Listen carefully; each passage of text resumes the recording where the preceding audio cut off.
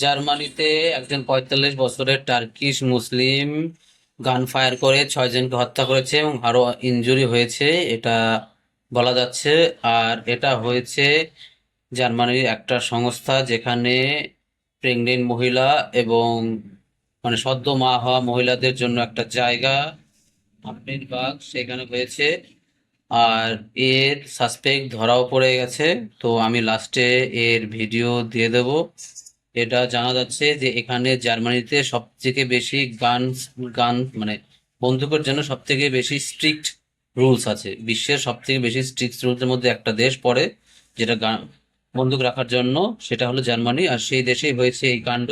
তো দেখতে পাচ্ছে বন্ধুরা যে এই দেশেও বন্দুকের বেশ আনাগোনা মনে হচ্ছে।